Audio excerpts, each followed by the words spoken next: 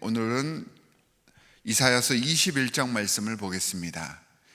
21장 말씀 중에서 21장 11절부터 17절까지의 말씀입니다. 이사야서 21장 11절부터 17절까지의 말씀 우리 한 목소리로 합독하도록 하겠습니다. 이것은 두 말을 두고 하신 엄한 경고의 말씀이다. 세일에서 누가 나를 부른다. 파수꾼아, 밤이 얼마나 지났느냐. 파수꾼아, 날이 새려면 얼마나 더 남았느냐. 파수꾼이 대답한다. 아침이 곧 온다. 그러나 또다시 밤이 온다. 묻고 싶거든 물어보아라. 다시 와서 물어보아라. 이것은 아라비아를 두고 하신 엄한 경고의 말씀이다. 드단 사람들아, 아라비아의 메마른 덤불 속에서 밤을 지새우는 드단의 행상들아, 목마른 피난물에게 마실 물을 두어라. 대마 땅에 사는 사람들아, 아라비아의 피난민들에게 먹거리를 가져다 주어라.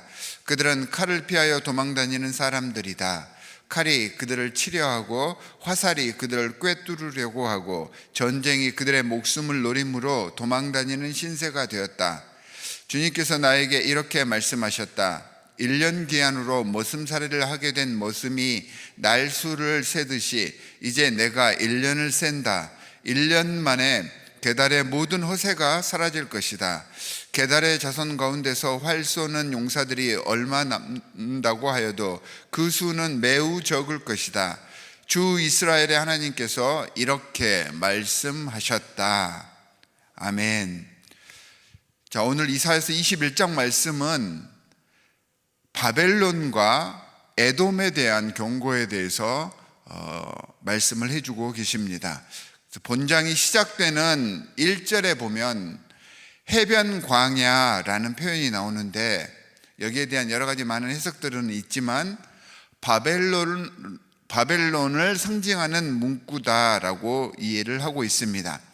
바벨론 지역은 유프라테스 강이 범람해서 넘쳐서 종종 그 지역을 해변 광야라고 불렀다고 합니다.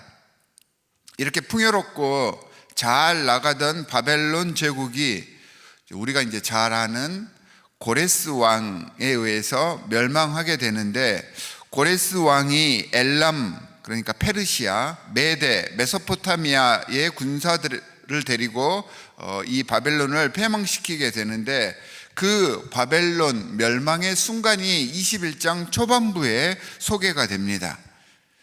자, 이스라엘 주변국들에 대한 심판의 말씀이 계속해서 선포가 되는데, 마지막 날 그 나라들이 멸망하는 공통된 그런 특징들을 가지고 있는데, 이 심판받는 공통된 그 이유가 뭐냐면 그 나라들이 자만하고 교만했기 때문이다라고 나타나고 있습니다.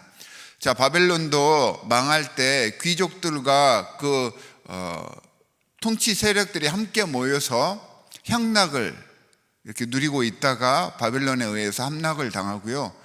우리가 얼마 전에 봤던 그 사마리아, 그 북이스라엘의 수도 사마리아도 귀족들과 왕족들이 한 군데 모여서 그렇게 쾌락을 즐기다가 함락을 당하게 됩니다.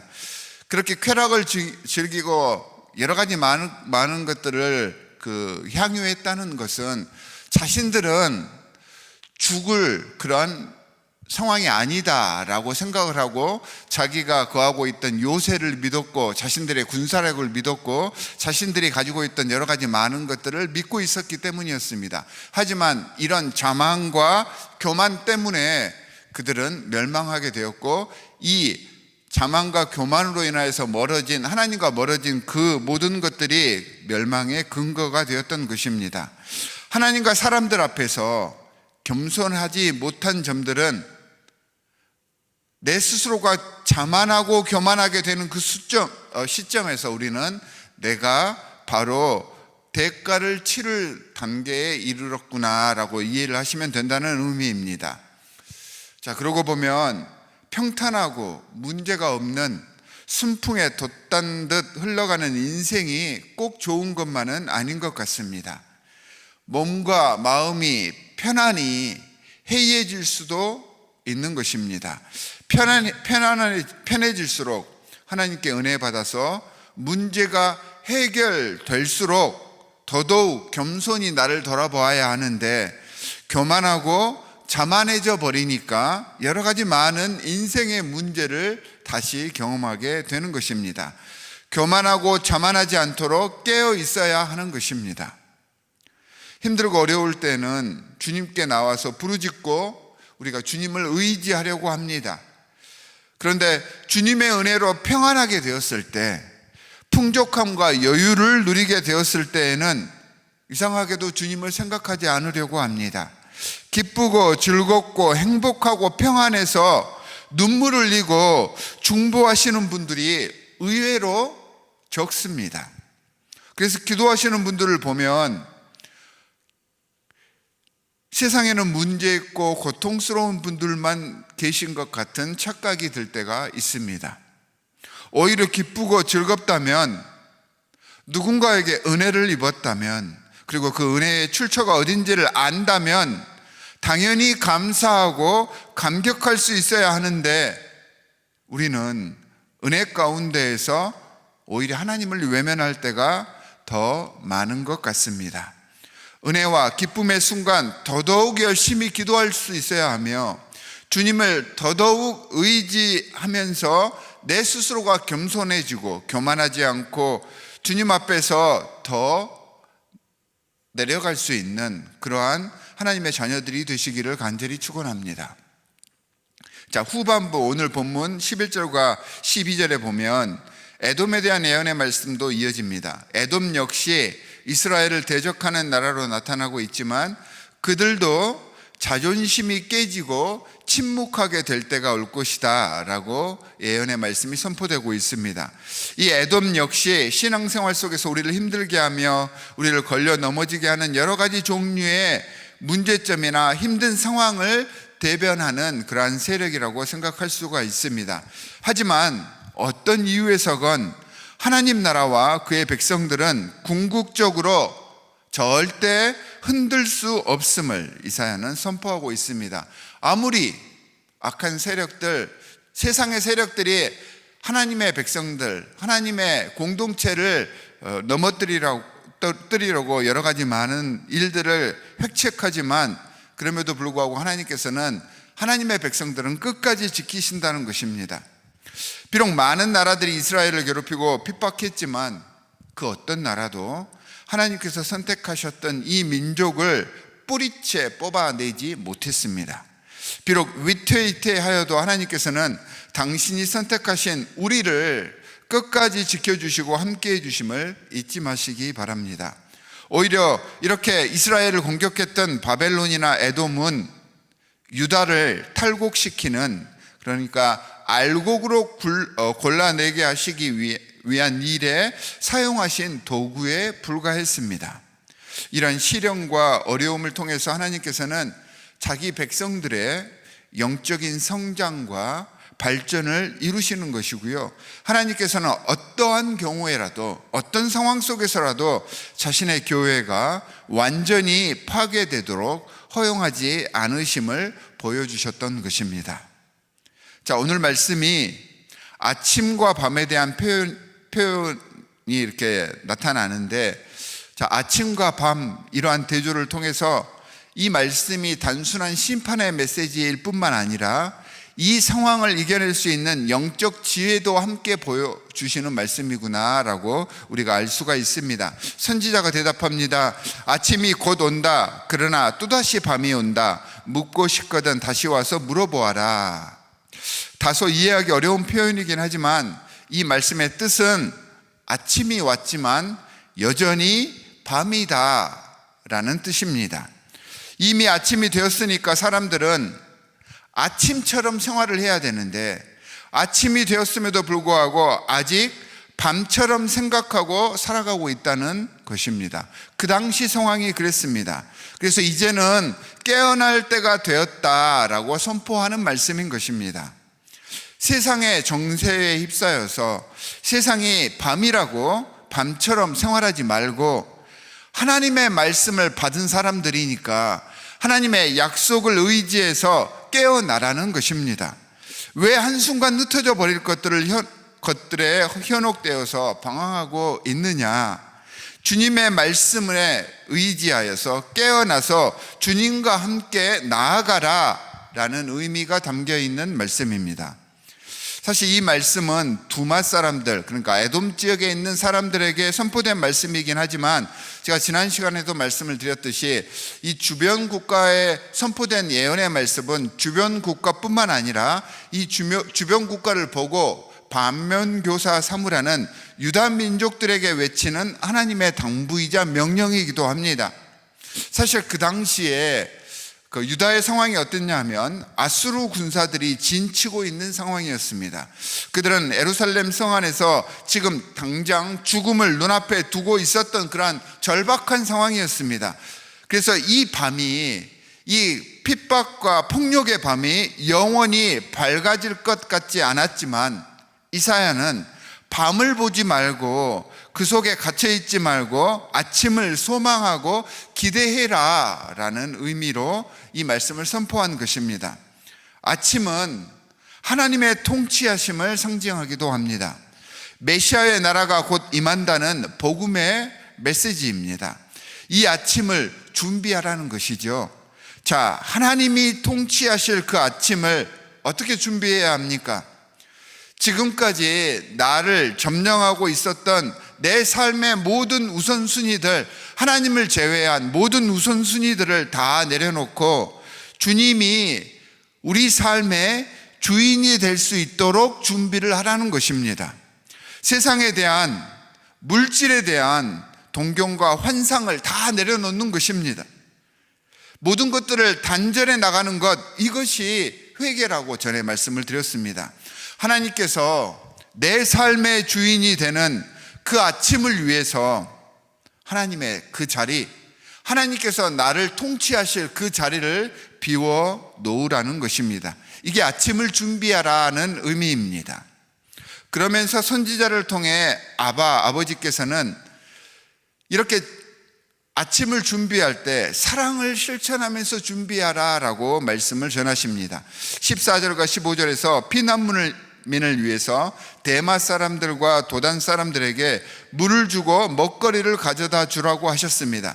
칼날을 피해 도피하는 자들을 도우라는 말씀이 선포되었지만 이 말씀이 선포되었을 때 그들은 이 말씀에 순종하지 않았습니다. 자신들 눈앞의 상황을 빨리 읽어내고 자신들이 살기 위해서 동족들을 돕지 않았던 것입니다. 물론 그 당시 상황이 매우 힘들고 그들에게 위급한 국제 정세 속에 있었던 그러한 상황이었을 것입니다. 하지만 진짜 사랑의 모습은 긴박한 순간에 나타나는 것입니다. 그 사람의 진짜 연민의 마음이 언제 드러나냐 하면 아주 절박하고 극한 상황에서 그의 본성이 드러나는 것입니다. 절박한 순간 자신만을 돌보는 것은 그저 본능일 뿐입니다. 그것이 그 사람의 본성이고 성품인 것입니다. 그렇기 때문에 말씀에 순종하지 않았기 때문에 그들에게 1년 안에 모두 사라져 버릴 것이다 라고 심판, 저주의 말씀이 선포되었던 것입니다. 이처럼 경고 말씀 속에는 밤을 이겨낼 영적 지혜의 말씀도 함께 포함이 되어 있습니다. 말씀으로 깨어 있어야 합니다. 그리고 회개하며 아침을 기다릴 수 있어야 합니다. 아까도 말씀드렸듯이 이전에 나를 속박하고 내 주인 노릇하고 있던 모든 세상의 것들을 내려놓고 하나님이 주인이 되는 그 아침을 기다릴 수 있어야 합니다. 그리고 주님이 주인이 되셨듯이 주님이 나의 주님이 되셨으니까 사랑을 실천하고 숨기려고 하였을 때 밤의 세력은 속히 물러가게 되고 아침이 우리 앞에 성큼 다가오는 것입니다. 사랑하는 성도 여러분, 밤을 이겨낼 지혜를 깨우치고 오늘 말씀을 통해 주님과 동행하시고 아침을 환히 밝히시는 오늘 하루 매 순간이 되실 수 있기를 주 예수 그리스도의 이름으로 간절히 축원합니다. 두 가지 기도 제목을 드리도록 하겠습니다. 첫 번째는 깨어있게 해 주십시오. 아침을 맞이할 수 있도록 회개하게 하시고 사랑으로 이 아침의 순간들을 당길 수 있는 영적인 지혜를 저희들에게 허락해 주십시오라고 기도해 주시기 바랍니다. 두 번째는 지금 여름 기간들이 이어지고 있는데 여름 동안 우리 신앙이 나태해지지 않고 오히려 이 기간 중에 예배에 집중할 수 있는 우리의 삶이 될 수 있도록 주님께 중보해 주시기 바랍니다. 특별히 우리 교회 공동체의 예배에 다시 한번 회복을 위하여서 리프레시 할 수 있도록 여러분들께서 우리 교회의 예배를 위해서도 함께 기도해 주시기 바랍니다. 이 두 가지 기도 제목을 가지고 우리 함께 기도합니다. 하나님 아버지, 정말로 감사합니다. 주님께서는 힘들고 어려운 순간에 세상을 바라보지 않고 우리 주위에 주님께서 허락해 주신 우리의 인생과 다른 물질을 바라보지 않고 주님만을 바라보고 나아갈 수 있기를 간절히 바라심을 오늘 말씀을 통하여서 알려주셨습니다. 하나님, 밤의 세계를 맞았을 때, 세상의 환난과 고통, 여러 가지 많은 문제를 맞았을 때 주위를 둘러보는 것이 아니라 위를 올려다볼 수 있는 저희가 될 수 있도록 주님 함께하여 주시옵소서. 깨어있게 하여 주시옵소서.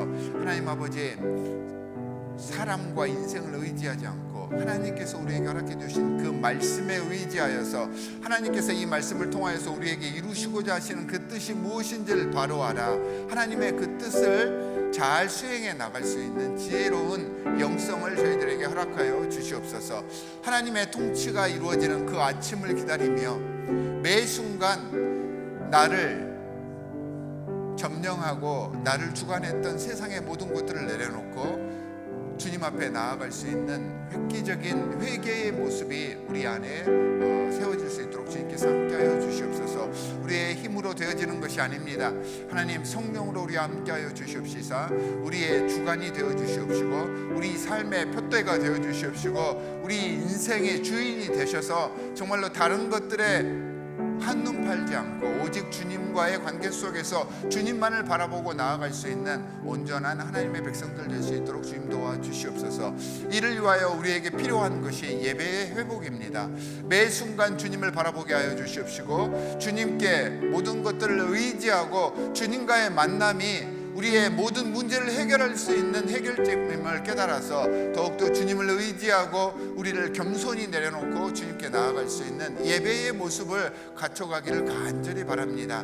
하나님, 우리 디트로이트 한인연합장로교회에 하나님의 아름다운 공동체를 우리들에게 허락해 주셨사오니 이 공동체 속에서 교회의 제1 목적인 예배의 신성한 회복이 이루어지게 하여 주시옵시고 예배를 통하여서 메마르고 정말로 어려운 곤란 중에 있었던 모든 성도들이 하나님의 사랑을 깨닫고 하나님을 체험하며 주님과 함께 승리에 나아갈 수 있기를 간절히 바라오니 하나님, 예배의 회복이 이루어지게 하여 주시옵시고 말씀의 검이 솟아나며 선교의 검이 솟아나고 서로에게 겸손하고 서로를 사랑하고 의지할 수 있는 아름다운 그러한 공동체의 모습이 이 예배를 통해 만들어질 수 있도록 주님 함께하여 주시옵소서.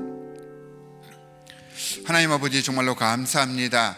말씀을 통하여 우리가 깨어 있을 수 있도록 그리고 아침을 준비하며 사랑을 실천할 수 있도록 해주셨습니다. 하나님, 힘들고 어려운 어두운 순간에 세상을 의지하지 않겠습니다. 물질을 의지하지 않겠습니다. 그럴 때일수록 하나님께서 통치하실 그날을 기다리며 주님만을 바라보며 나아가겠사오니 성령으로 함께 하셔서 우리를 새롭게 하시고 우리를 강하게 붙들어 주시옵소서. 이를 위하여서 예배의 새로운 회복이 필요합니다. 하나님, 우리에게 주님과의 만남이 얼마나 소중한지를 깨닫게 하여 주시옵시고 힘들고 어려울수록 주님을 더욱더 의지하고 주님께 나아가며 중보하며 기도할 수 있는 찬양과 경배 드릴 수 있는 온전한 영성을 우리에게 허락하여 주시옵소서. 하나님, 우리의 힘으로 되어지는 것이 아닙니다. 주어지는 것입니다. 주님께서 성령으로 강권하여 주셔서 우리의 왜곡된 마음을 고쳐주시고 세상으로 향하던 우리의 발길을 되돌이킬 수 있도록 인도하여 주시옵소서. 오늘 하루도 이 말씀을 부여잡고 승리하겠습니다. 주님과 함께 동행할 것을 소원하오며 우리를 구원하신 주 예수 그리스도의 이름으로 기도하옵나이다. 아멘. 하늘에 계신 우리 아버지여, 이름이 거룩히 여김을 받으시오며 나라의 임하옵시며 뜻이 하늘에서 이룬 것 같이